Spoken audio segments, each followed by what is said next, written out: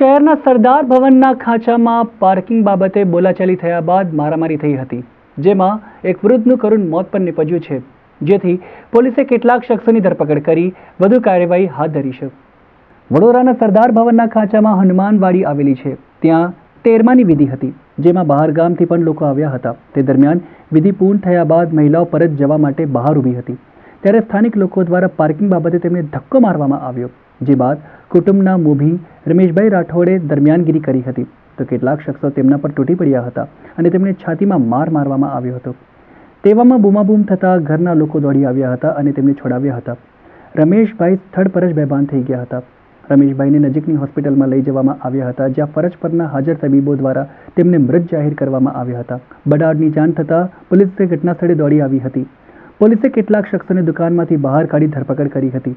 બીજી તરફ આ ઘટનામાં એક દુકાનદાર પણ સામેલ હોવાનું ખુલતા પોલીસે તેની પણ ધરપકડ કરી છે।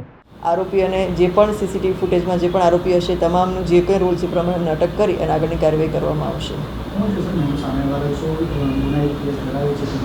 જે આરોપીઓ છે એ લોકોનો કોઈ ગુનાહિત ઇતિહાસ નથી, પણ તેઓ ત્યાં બાજુમાં જ દુકાન છે, દુકાન હોવાના કારણે પાર્કિંગ બાબતે ઝઘડો થયો ને એમાંથી આ આખી ઘટના બનેલી છે।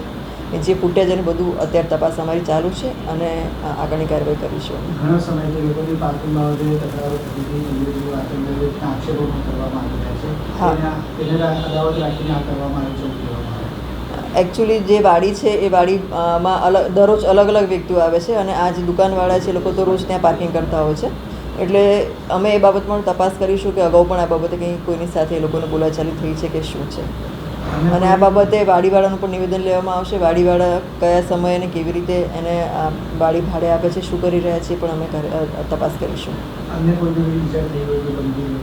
આમાં જે મરણ જેના છે એમના પત્ની પણ ત્યાં હાજર હતા, એમની પત્નીને હાથ પર મચકોડ આવેલી છે, હાથમાં ઈજા છે, એમનો જે દીકરો હતો એને પણ થોડી ઈજા થયેલી છે, અને આ રીતે એ ત્રણે જણાને પરિવારમાં ત્રણે લોકોની ઈજા થયેલી છે।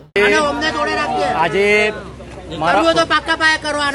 સરદારવન ખાંચામાં હનુમાનવાડી ખાતે મારા બાનું 13મું હતું, એટલે 13માની વિધિ અમે કરવા આવ્યા હતા। એટલે 13માનું જમણવાને બધું પત્યું એટલે અમે ઘરે જઈ તૈયારી કરતા હતા, એટલે બધા નીચે ઉતરતા હતા, તો એમાં લેડીઝ બધી નીચે ઊભેલી હતી મારા ઘરની, તેમાં કંઈક વાહન પાર્કિંગ બારામાં કંઈક થતામાં અમારી લેડીઝોને 5 જણે મળી અને ધક્કો મારીને હાથાપાઈ કરી, અને એના અંદર મારા કાકા વચ્ચે બોલતા મારા કાકાને બી લોકોએ માર્યા છે। 5 જણે મળીને મારા એકલા કાકાને માર્યા છે, અને એટલા મારી એમને છાતીમાં માર્યું, અને હા એ જ ટાઈમે મારા કાકા ત્યાં આગળ જ એની દુકાનની બહાર જ ઓફ થઈ ગયા છે મરીને।